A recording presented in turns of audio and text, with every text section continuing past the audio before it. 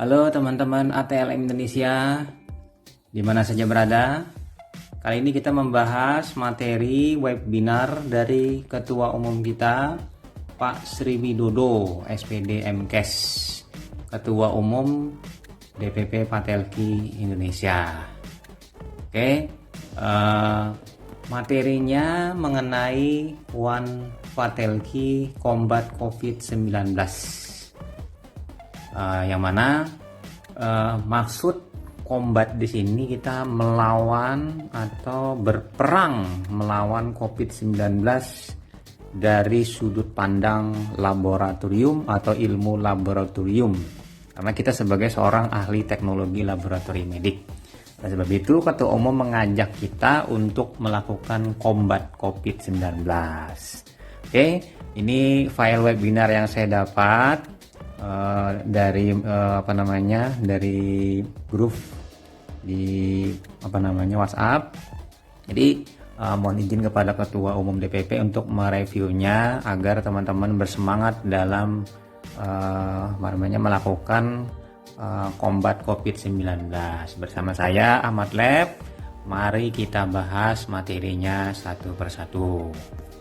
Nah, di sini kita melihat situasi COVID-19 di Indonesia ini yang per 25 April 2020. Ini sudah sekitar 3 minggu yang lalu, mungkin sudah hampir mendekati 1 bulan. Terkonfirmasi 8.607, dalam perawatan 6.845, sembuh 1.042 dan meninggal 720. Dan kita melihat sebarannya, lihat sebarannya di sini ternyata memang pulau Jawa memang dominasi kasusnya merebak. Nah, oke, tuh. Lalu ini kasus ini mungkin akan bertambah entah kapan sampai jenuhnya, maka terjadilah proses pengurangan perlahan-lahan nanti. Tahu di bulan kapan kita tidak tahu. Tergantung dari kedisiplinan masyarakat, peningkatan pengetahuan masyarakat tentang COVID-19 dan kesigapan dari petugas kesehatan, tenaga kesehatan beserta pemerintah. Jadi saling membahu-membahu. Terutama untuk kita ini adalah peran kita sebagai seorang yang melakukan pemeriksaan laboratorium mengkonfirmasi positif negatifnya seseorang terkena COVID-19. Semoga mereda COVID-19 ini. Oke, lanjut. One Patelki Combat COVID-19. Yang pertama, seruan internal dari Ketua Umum DPP, kemudian advokasi kebijakan, dan ketiga adalah titik-titik. Oke, lanjut kita. Himbauan internal. Jadi himbauan internal ini kewaspadaan penyebaran COVID-19. Jadi ditujukan ke anggota melalui DPW, DPC, DPJ, berpartisipasi aktif dalam upaya mencegah penyebaran COVID-19 sesuai protokol. Pertama, menjaga suasana kondusif. Yang kedua, tetap melayani sesuai SOP. Yang ketiga, tingkatkan daya tahan tubuh. Yang keempat, PHBS, perilaku hidup bersih dan sehat. Kemudian istirahat cukup. Nah, ini himbauan dari Ketua Umum DPP Patelki. Nah, advokasi kebijakan di sini DPP Patelki melakukan permohonan jaminan keselamatan dan kesehatan bagi ATLM, karena di sini anggotanya lumayan cukup besar. Di antara beberapa OP mungkin kita masuk dalam 5 besar yang terbanyak anggotanya. Yang pertama, ketersediaan APD yang sesuai dengan standar penanganan COVID-19 itu diminta kepada pemerintah melalui instansi-instansi terkaitnya, terutama dinas dan rumah sakit dinas kesehatan. Jadi kalau kemudian tambahan suplemen gizi, vitamin bagi yang terlibat, kemudian pelatihan teknis terkait COVID-19. Dan yang keempat, pemberian insentif khusus bagi yang melakukan dan terlibat dalam penanganan COVID-19. Ini himbauan dari DPP Patelki. Lalu yang ketiga, tetap melayani secara profesional dan ikhlas. Ini One Patelki Combat COVID-19. Jadi Layanan yang profesional itu dapat dilakukan dengan beberapa hal-hal seperti sampling darah untuk pasien COVID-19 dimulai, kemudian penanganan spesimen COVID-19, lalu pengiriman spesimen COVID-19, memilih reagen COVID-19, lalu validasi sesuai dengan protokol emergensi. Nah, lanjut pemeriksaan rapid antibody COVID-19. Kemudian pemeriksaan RT PCR COVID-19. Apabila nanti memeriksa swab dari nasofaring atau orofaring atau bronchoalveolar lavage dan lain-lain sebutun termasuk. Pemantapan mutu pemeriksaan COVID-19. Jadi harus menjamin mutu atau hasil pemeriksaan itu memang sudah bagus dan bermutu, sehingga ketepatan dan ketelitian itu dapat dipertanggungjawabkan valid kepada pasien selaku pengguna jasa laboratorium. Lalu pelaporan hasil COVID-19 dan manajemen sampel pos pemeriksaan. Nah, manajemennya nanti sampelnya dikumpulkan lalu dimusnahkan, atau mungkin sampelnya dikirim untuk lab rujukan misalnya. Saat pandemi COVID-19 ini melanda Indonesia, apa yang bisa kita baktikan untuk negara kita Indonesia? Inilah yang harus kita lakukan sebagai tenaga kesehatan, ahli teknologi laboratorium medik. Jadi kita harus memberikan sumbangsih bakti kita kepada negeri ini. Lanjut lagi, nah ini ATLM melawan COVID-19, ini adalah ATLM yang bertugas di beberapa unit atau unit pelayanan kesehatan. Nah, di sini ada juru bicara percepatan penanganan COVID-19 yang mana hampir tiap hari itu selalu press release mengenai situasi dan kondisi COVID-19 di Indonesia. Lalu apa yang harus dilakukan upaya untuk mencegah supaya tidak tertular? Safety diri, yaitu adalah sampling darah untuk pasien COVID-19 itu sampling dengan menggunakan APD yang memadai. Jadi memadai cukup, misalnya menggunakan overall atau jas hujan, jadi memang terlindung. Dan ada face shield, kemudian ada masker N95, ada Google, kemudian sarung tangan, karet yang minimal 1 lapis, 2 lapis atau 3 lapis, dan mungkin menggunakan alas kaki, sepatu atau sepatu boot. Nah, ini bukti ATLM melawan COVID-19. Jadi kami mengambil darah.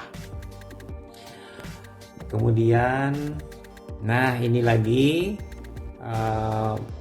bukti ATLM melakukan melakukan melawan COVID-19, ikut berperan serta dalam mobilitas kegiatan yang terkait dengan kegiatan bidang laboratorium, misalnya melakukan pengambilan darah nanti di lapangan. Nah, ini sampling darah untuk di rumah penduduk, salah satunya di lapangan, mendatangi ke tempat penduduk, mungkin suatu titik yang ditentukan, mungkin di situ penduduk diambil darahnya, misalnya diambil di rumah per rumah. Ini bukti ATLM melakukan kegiatan melawan COVID-19. Nah, ini kemudian lalu ada terkait itu ada lagi modifikasi, menghindari kontak dengan membuat bilik sampling. Jadi bilik sampling sehingga hanya mungkin tangan pasien yang disodorkan ke dalam untuk dilakukan pengambilan spesimen darah. Ini oleh DPC Nabire Papua. Wah, ini termasuk kreatif dan inovatif. Kemudian pengiriman spesimen ke laboratorium. Nah, ini menggunakan baju hazmat dengan membawa box school box.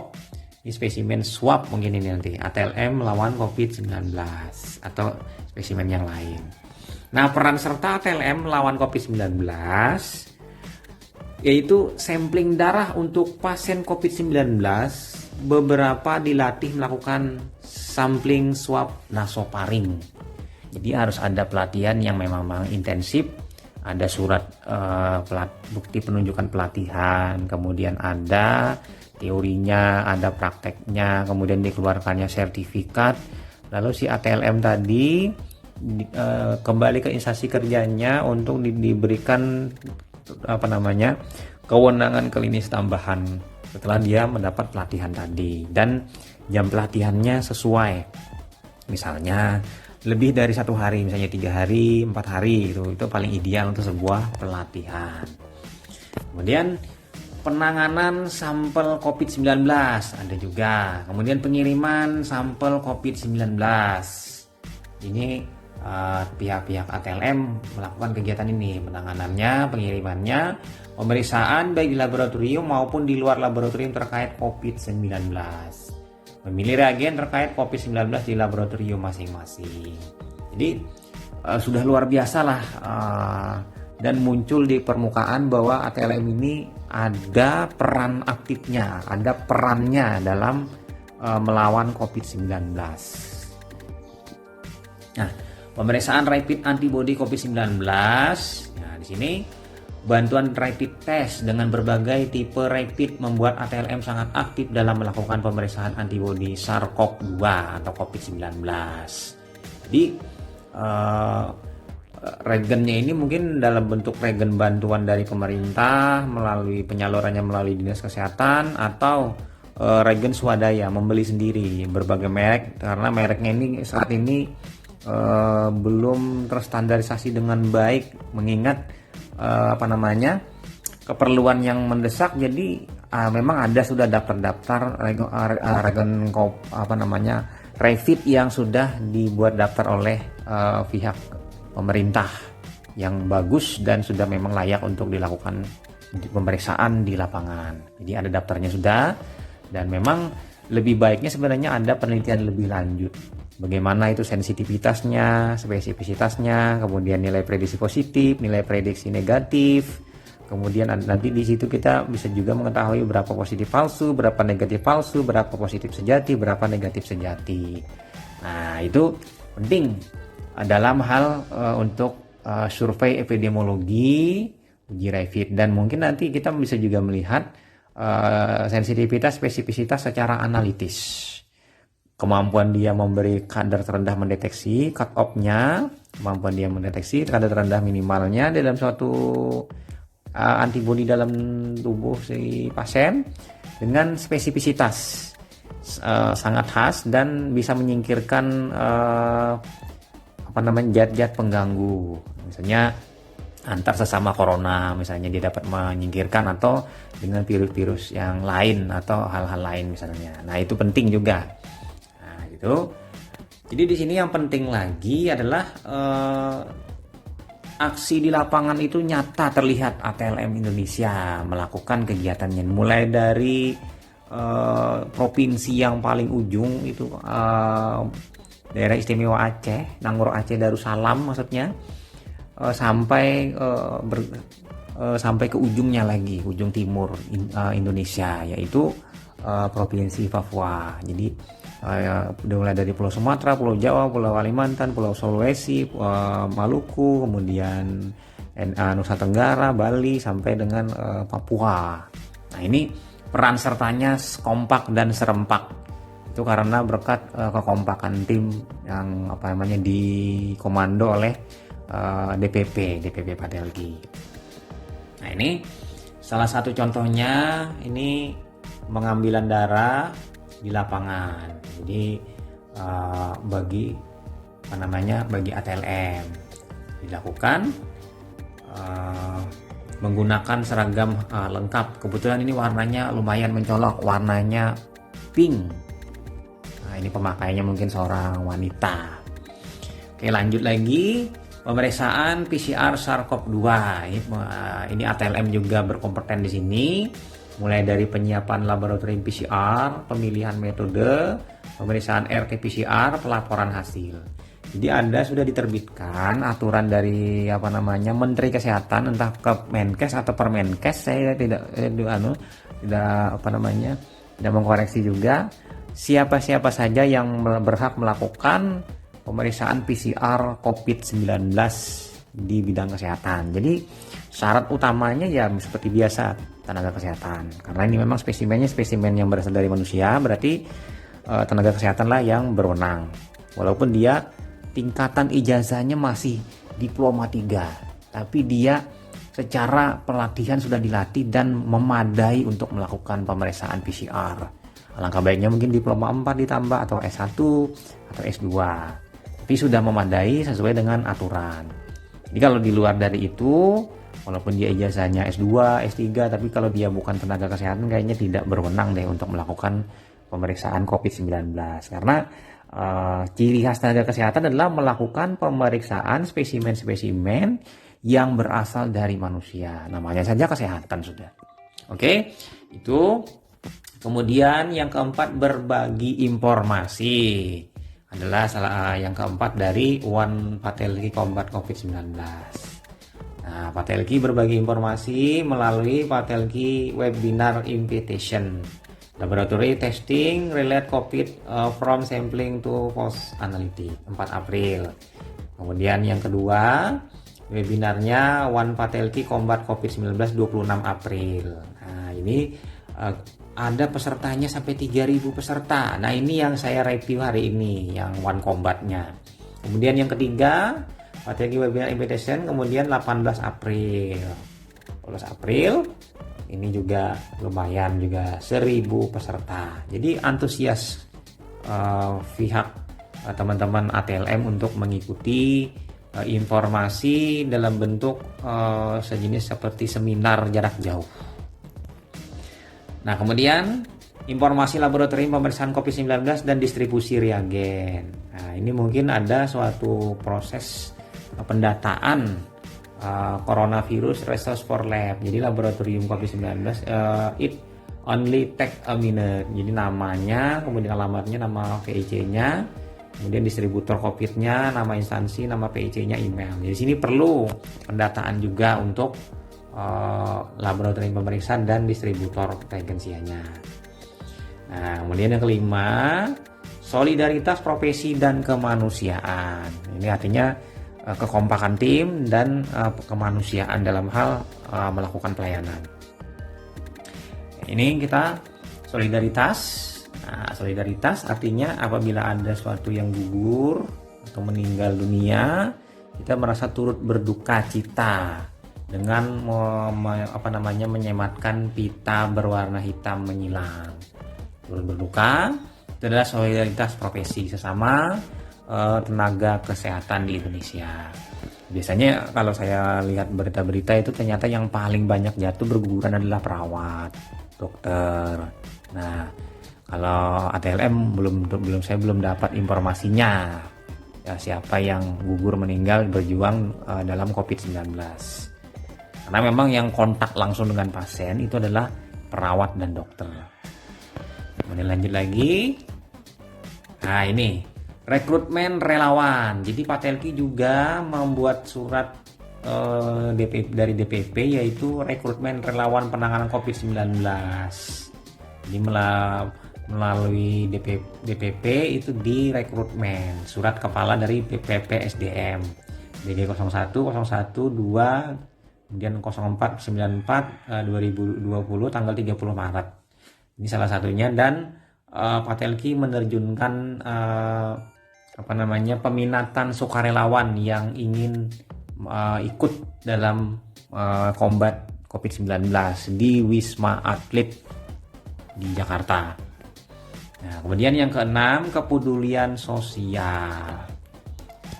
Nah, ini Patelki juga melakukan pembagian vitamin C untuk tenaga medis RSUD, tenaga kesehatan RSUD. Jadi membagikan masker, membagikan alat pelindung diri, itu juga terjadi, dan bukan hanya terjadi di beberapa tempat, tapi hampir semua tempat di Indonesia melalui koordinasi DPW dan DPC. Dan kemarin kami juga sudah ada dapat dari DPW dan DPC kerjasama untuk salah satunya yaitu di APD dengan ditambah dengan makanan tambahan, suplemen, nah seperti itu. Nah, penyerahan multivitamin dan hand sanitizer ada juga. Ini melihat, kita bisa lihat dari gambar itu bukti peduli Patelki kepada sesama. Kemudian di berbagi masker. Nah, ini ada juga bukti dokumentasinya teman-teman Patelki di seluruh Indonesia. Lanjut lagi, ini berbagi sembako. Nah, memang tidak bisa dipungkiri yang namanya berbagi sembako ini memang bukanlah sesuatu hal yang sifatnya ingin memperlihatkan atau mengekspos si penerima, tapi adalah bukti bukti bakti Patelki melalui dokumentasi ini. Jadi penting juga karena apa? Inilah untuk diperlihatkan kepada teman-teman lain agar ikut tertarik juga untuk melakukan kegiatan ini, dan akhirnya menjadi suatu hal yang sifatnya berantai, tergugah untuk membantu sesamanya dalam bentuk memberikan sembako. Jadi berbagi sembako. Nah, itu sebagai bakti sosial organisasi profesi kita. Nah, tantangan ATLM di masa pandemi COVID-19 itu pertama, ya biasalah, virus baru, jadi harus update ilmu baru.